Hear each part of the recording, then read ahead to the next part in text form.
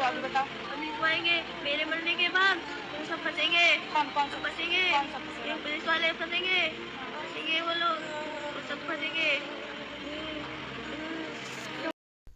ನಮಸ್ಕಾರ ಮಾಯ ಕನ್ನಡಿ ವೀಕ್ಷಕರೆಲ್ಲರಿಗೂ. ಇದು ದೇಶವೇ ತಲೆ ತಗ್ಗಿಸುವಂಥ ವಿಷಯ.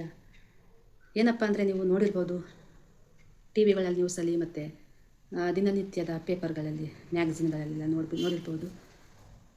ಕೇವಲ 13 ವರ್ಷದ ಹುಡುಗಿಯನ್ನು ಘನಘೋರವಾಗಿ ಶೋಷಣೆಗೆ ಒಳಪಡಿಸ್ಕೊಂಡಿರುವಂತಹ ವಿಷಯ ಇದು. ನಿಜವಾಗ್ಲೂ ನಮ್ಮ ದೇಶದಲ್ಲಿ ಮನುಷ್ಯ ಅನ್ನೋನು, ಕೆಲವು ಮನುಷ್ಯರು ಇಷ್ಟೊಂದು ಹೀನ ಕಾರ್ಯಗಳನ್ನು ಮಾಡ್ತಾರ ಅಂತ ನಾಚಿಕೆ ಆಗುತ್ತೆ. ರಾಜಸ್ಥಾನದ ಶ್ರೀ ಗಂಗಾನಗರ್ ಎಂಬ ಒಂದು ಹಳ್ಳಿಯಲ್ಲಿ ಒಂದು 13 ವರ್ಷದ ಮಗು ಇರುತ್ತೆ. ಅದು ಅಕಸ್ಮಾತ್ತಾಗಿ ಆ ಮಗು ಮನೆಯಿಂದ ಆಚೆಗೆ ಬರೋ ಸಂದರ್ಭ ಬರುತ್ತೆ. ಟ್ಯೂಷನ್ಗೆ ಅಂತಲೇ ಬಂದಿತ್ತು, ಇಲ್ಲ ಕಾರಣಾಂತರಗಳಿಂದ ಏನಕ್ಕೆ ಬಂದಿತ್ತು ಅದ್ರ ಬಗ್ಗೆ ನನಗೆ ಕ್ಲಾರಿಫಿಕೇಷನ್ ಇಲ್ಲ, ಗೊತ್ತಿಲ್ಲ. 13 ವರ್ಷದ ಮಗು ಮನೆಯಿಂದ ಆಚೆ ಅಕಸ್ಮಾತ್ತಾಗಿ ಬಂದಿರುತ್ತೆ. ಅದನ್ನು ಒಬ್ಬ ಆಟೋ ಡ್ರೈವರ್, ಕೆಲವು ಆಟೋ ಡ್ರೈವರ್ಗಳಲ್ಲಿ ಅವನು ಒಬ್ಬ ಹೀನಾಯ ಮನಸ್ಥಿತಿಯವನು. ಅವನು ಕರ್ಕೊಂಡೋಗಿ ಒಂದು ಹೋಟೆಲ್ಗೆ ಆ ಹುಡುಗಿನ 13 ವರ್ಷದ ಚಿಕ್ಕ ಮಗುನ ಮಾರ್ಬಿಡ್ತಾನೆ. ಮುಂದೆ ಆದದ್ದೆಲ್ಲ ಘನಘೋರ ಅಂತಲೇ ಹೇಳ್ಬೋದು. ಆ ಮಗುನ ಹೋಗಿ ಹೋಟೆಲ್ಗೆ ಮಾರಿದ್ಮೇಲೆ ಆ ಹೋಟೆಲ್ನವನು ಮನಸ್ಸು ಭಾರ ಅನ್ನಿಸ್ತಾ ಇದೆ. ಯಾಕೆಂದರೆ ನಮ್ಮ ಮನೆಯಲ್ಲೂ ಹೆಣ್ಮಕ್ಳಿದ್ದಾವೆ, ಈ ರೀತಿ ಅವಘಡ ಯಾರಿಗೂ ಆಗಬಾರ್ದು. ಈಗ ವಿಷಯಕ್ಕೆ ಬರ್ತೀನಿ. ಆ ಹೋಟೆಲ್ ಮಾಲೀಕ ಅವನು ಬಳಸ್ಕೊತಾನೆ, ಶೋಷಣೆಗೆ ಒಳಪಡಿಸ್ತಾನೆ, ದೈಹಿಕ ಶೋಷಣೆಗೆ. ಮತ್ತು ಹೀಗೆ ಒಂದಾದ್ಮೇಲೆ ಒಂದು ಹೋಟ್ಲು ಅಂತ ಒಂದು 5-6-7 ಹೋಟ್ಲಿಗೆಲ್ಲ ಅವ್ರಿಗಿನ ಮಾರ್ತಾರಂತೆ ಕಣ್ರಿ. 5 ದಿವಸ 13 ವರ್ಷದ ಚಿಕ್ಕ ಹೆಣ್ಣು ಮಗು, 30 ಜನ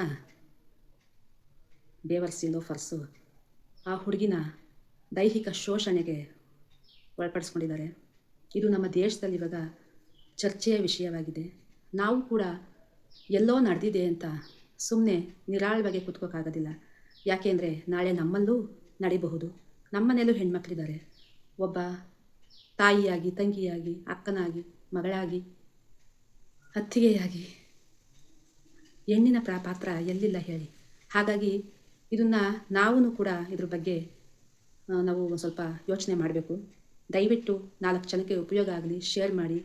ಗೊತ್ತಿಲ್ಲದೆ ಇರೋರು ಇದನ್ನು ತಿಳ್ಕೊಂಡು ನಿಮ್ಮ ಮನೆ ಹೆಣ್ಮಕ್ಳನ್ನ ಜಾಗರೂಕತೆಯಿಂದ ನೋಡ್ಕೋದಿ. ಮಿಂಚಿ ಹೋದ ಕಾರ್ಯಕ್ಕೆ ಫಲವಿಲ್ಲ ಅನ್ನೋ ಹಾಗೆ ಮಿಂಚೋದ್ಮೇಲೆ ಏನೂ ಮಾಡೋಕ್ಕಾಗೋದಿಲ್ಲ. ಅವ್ರಿಗೆಲ್ಲ ಆ 30 ಜನಕ್ಕೆಲ್ಲ ಶಿಕ್ಷೆ ಆಗಿ ಬೀದಿಲಿ ನಾಯಿ ಥರ ಲಾಠಿ ತಗೊಂಡು ಹೊಡೆದು ಕರ್ಕೊಂಡು ಹೋಗ್ತಾ ಇದ್ದಾರೆ. ಮತ್ತು ಇನ್ನೂ ಏನಾದರೂ ಮರಣದಂಡನೆ ಮಾಡ್ಬೋದು. ಆದರೆ ಅಲ್ಲಿ ಅನಾಹುತಕ್ಕೆ ಬಲಿಯಾದದ್ದು ಒಂದು 13 ವರ್ಷದ ಮಗು.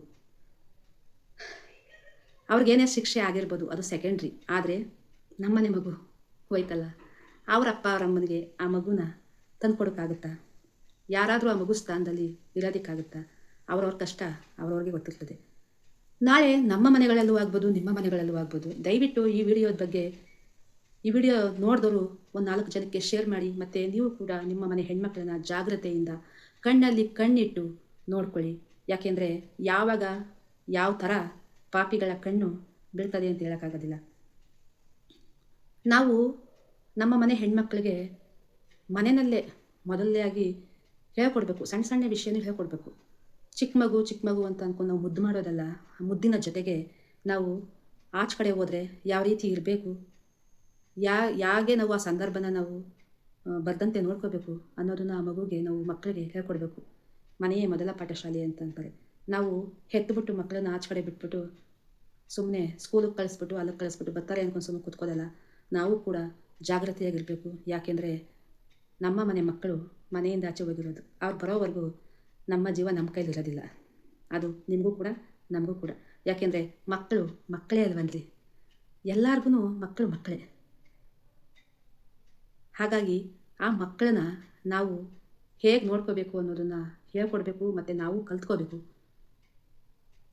ನಾಳೆ ದಿವಸ ನಮ್ಮಲ್ಲೂ ಕೂಡ ಈ ಘಟನೆ ನಡೀಬಹುದು. ಹಾಗಾಗಿ ಎಲ್ಲರೂ ಜಾಗೃತಿಯಾಗಿರಿ. ಇದೊಂದು